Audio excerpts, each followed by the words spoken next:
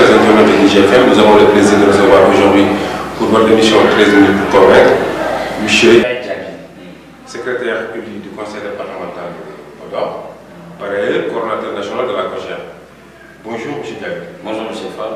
M. Diaby, pour commencer, comment est-ce qu'on peut avoir deux coordonnateurs nationaux à la tête de même structure? Quelque part, le mot aussi se réclame où il est officiellement le coordonnateur national de la COJER. Bon, c'est-à-dire par rapport à la coordination, je pense qu'aujourd'hui, aucun jeune dans ce pays, dans ce parti, conteste la légalité d'Abdoumou en tant que coordinateur de la structure des jeunes. Mais je pense que toute légalité doit s'accompagner avec une légitimité. Et la légitimité, je pense que ce qui fait de lui quelqu'un de légitime, c'est quelqu'un qui travaille, qui gère aussi la question des problèmes des jeunes du parti. Mais aujourd'hui, si vous êtes légal et que vous n'êtes pas légitime, je ne vois pas comment cette légalité peut être à jour. Et aujourd'hui, Abdoumou, il est contesté au niveau national.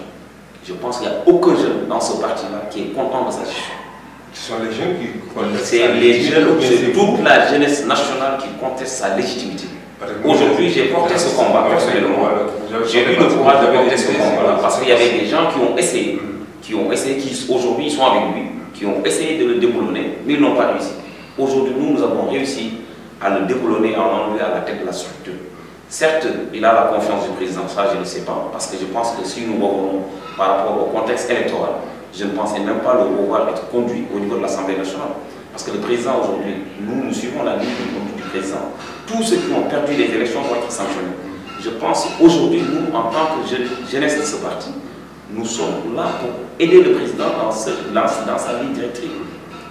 Et sur cette ligne-là, nous ne pouvons pas admettre des jeunes ont été dans leur localité, ils ont gagné les élections, et ces mêmes jeunes vont être dirigés par quelqu'un qui a perdu des élections.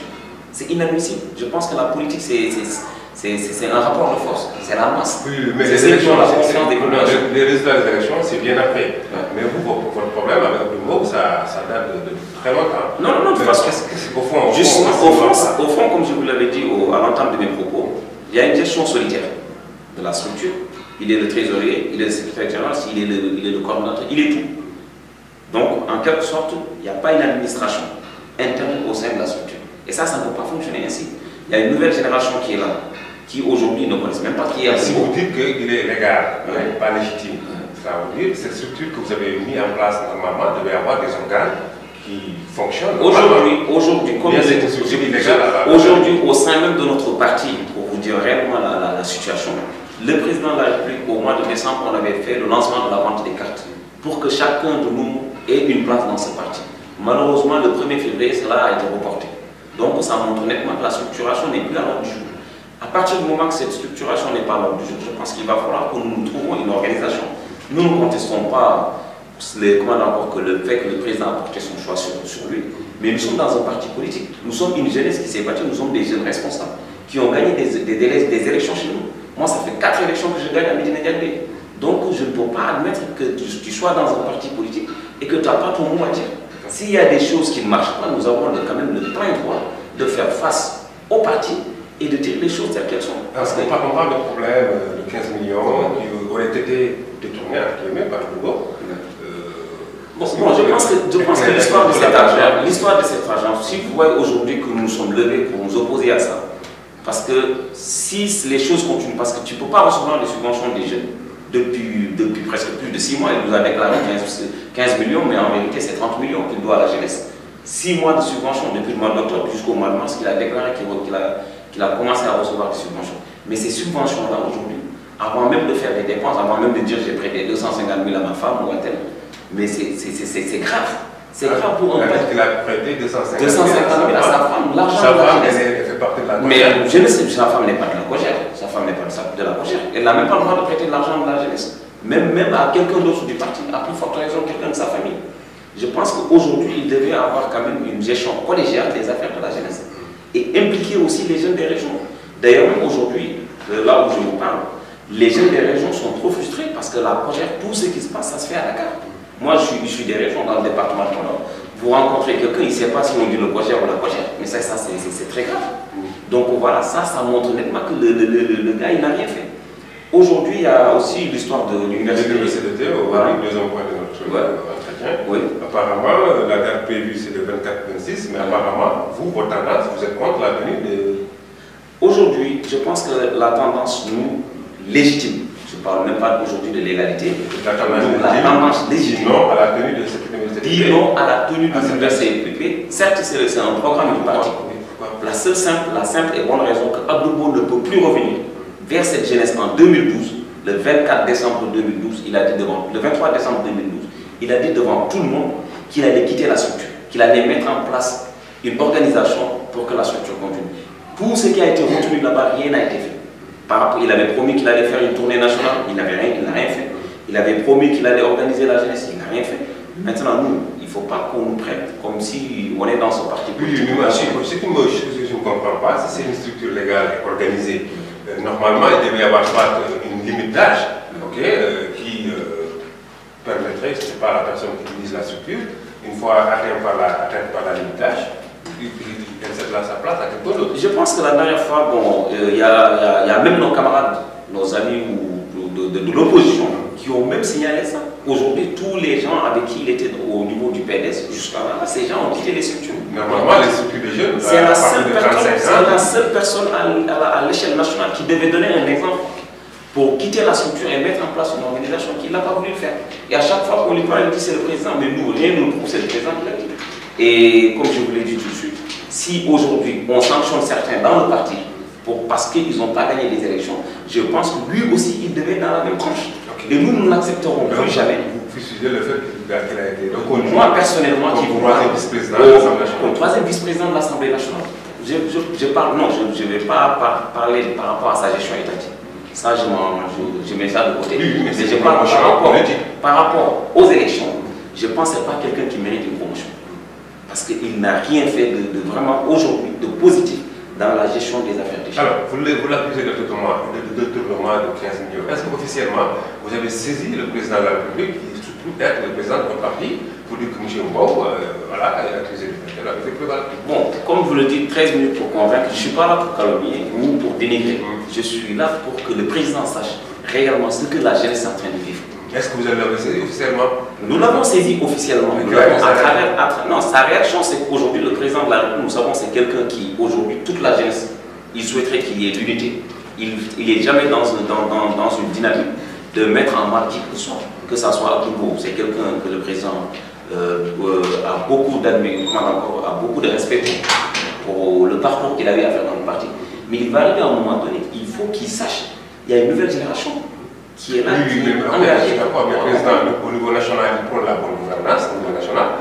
Aujourd'hui, la preuve, la traque des biens mal acquis, quiconque serait enrichi illicitement, il est convoqué devant la CREI. Normalement, dans le parti, quand il y a des actes de bonne au sein de notre parti, je pense qu'aujourd'hui, il faut pas par des mécanismes internes. Je comprends ce que vous êtes en train de dire, mais il ne faut pas confondre ce qui se passe dans un parti politique et une gestion étatique. Oui, mais ça, aujourd'hui, on ne peut pas répondre à des règlements intérieurs.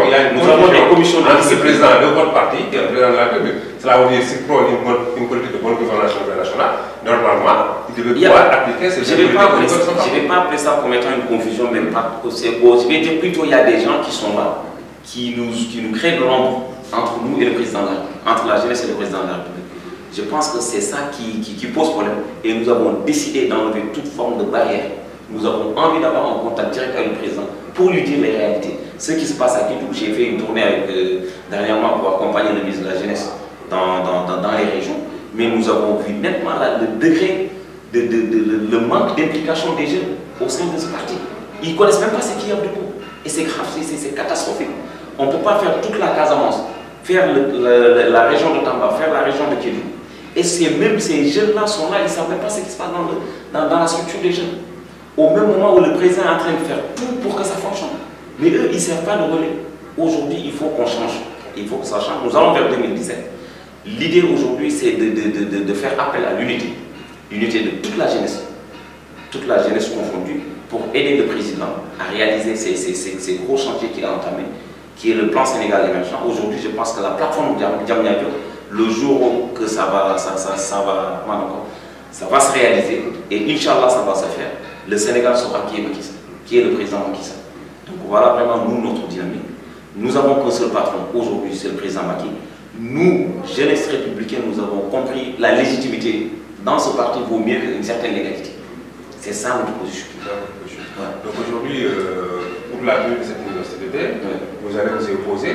Parce qu'il y ait des affrontements. L'université républicaine, moi, en vous parlant en tant que secrétaire élu du conseil départemental de Podor, dimanche passé, j'ai eu une réunion avec les jeunes du département de Matam et de Canet, les jeunes de la vallée, parce que le président sera en visite.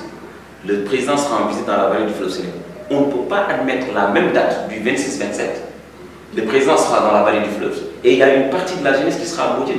Donc ça veut dire que les jeunes de la vallée du fleuve, des deux régions de ce que le président va faire, les jeunes de la région Saint-Louis et de Matam ne seront pas impliqués. Soit on sera à Bodjen, on laisse l'accueil du président, soit on sera dans la région de Saint-Louis pour accueillir le président. Là, c'est certainement...